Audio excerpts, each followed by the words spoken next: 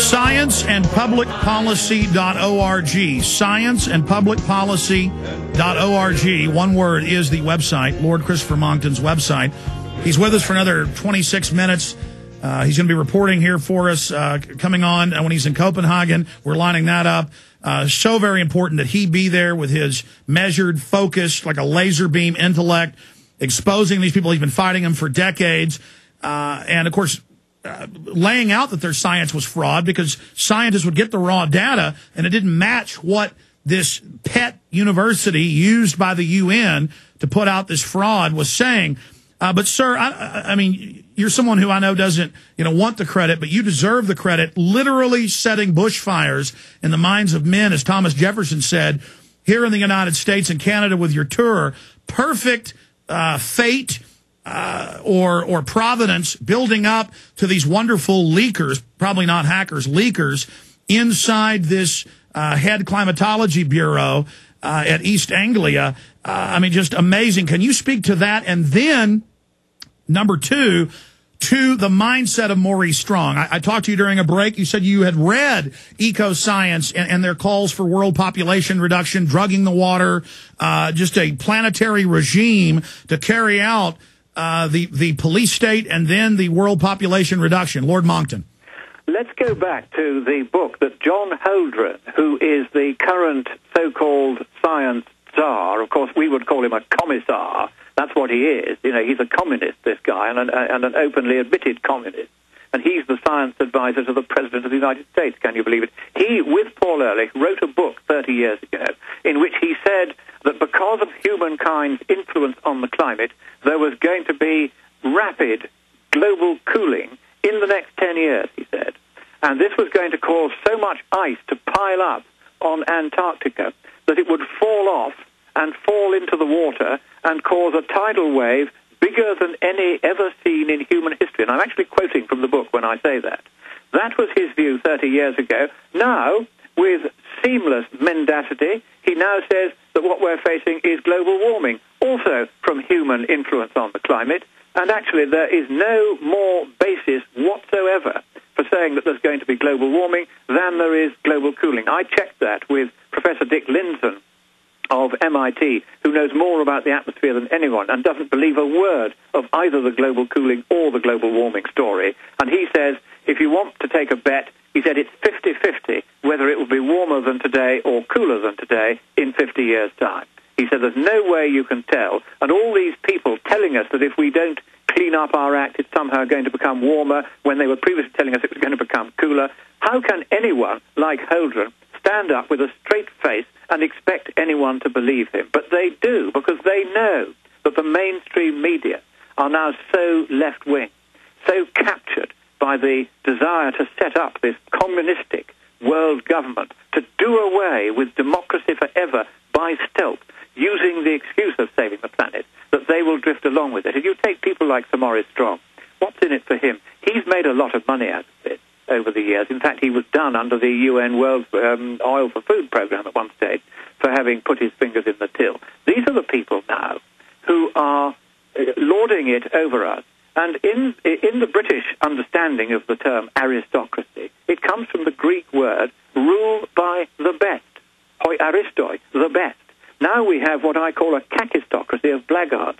It's ruled by the worst, people who have absolutely no moral principle. They don't care how many people they kill with their policies. They don't care that countries in the third world are going to be poor and are going to be starved. There is a direct correlation between the amount of CO2 that you burn in a nation per head of population and the longevity and prosperity of the population. The more CO2 you burn, the longer you live. The less CO2 you burn, the more your children die young.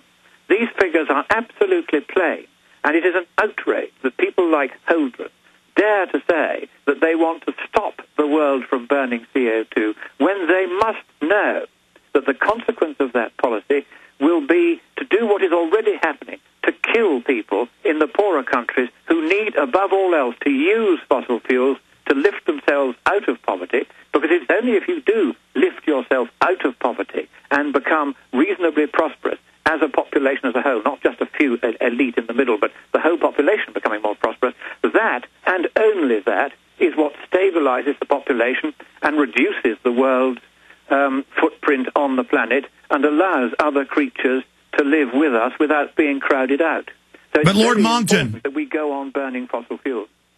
Lord Monckton, I mean, the fraud is so obvious where they were saying global cooling, then it was global warming. Now they say climate change. The oceans are going to turn into acid.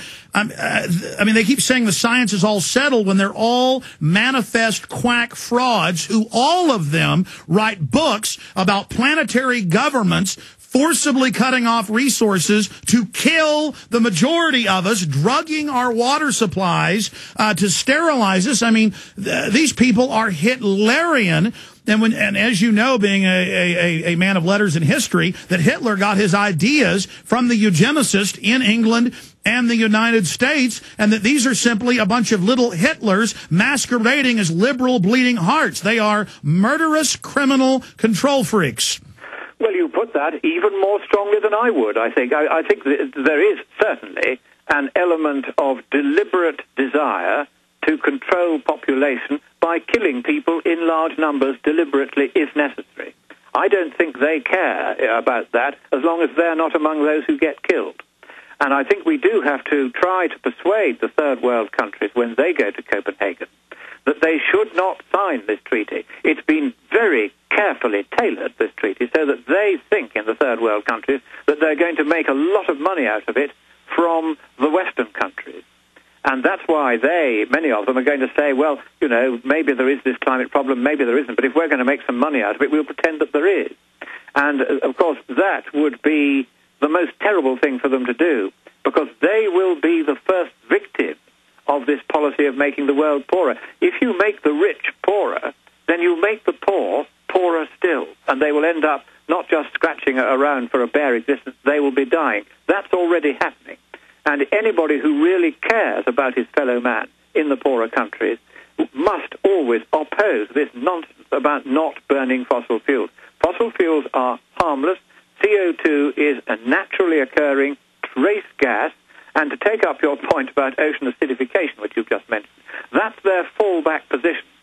We've now had 15 years with no global warming. We've had 9 years of rapid global cooling, though they've been doing their best to conceal that. In public, they've been saying, oh, but 8 of the last 10 years or 10 of the last 12 years have been the warmest on the record, without telling us the record only goes back 150 years.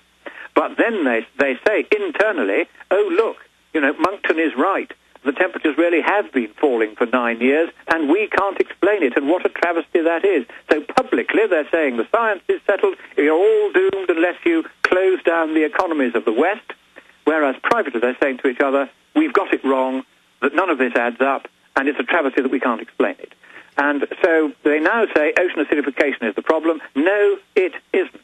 There has been 20 times as much CO2 in the atmosphere as there is today. Let us go back, say, to the Cambrian era, 550 million years ago. Ah, yes, I remember it well. At that time, 20 times as much CO2 in the atmosphere as there is today. And that was the time when the calcite corals first came into existence.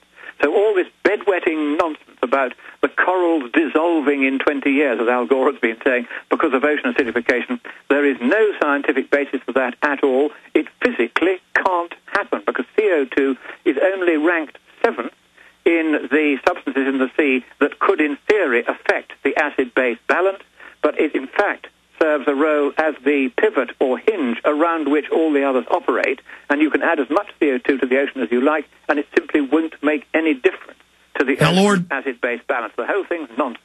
Lord Monckton...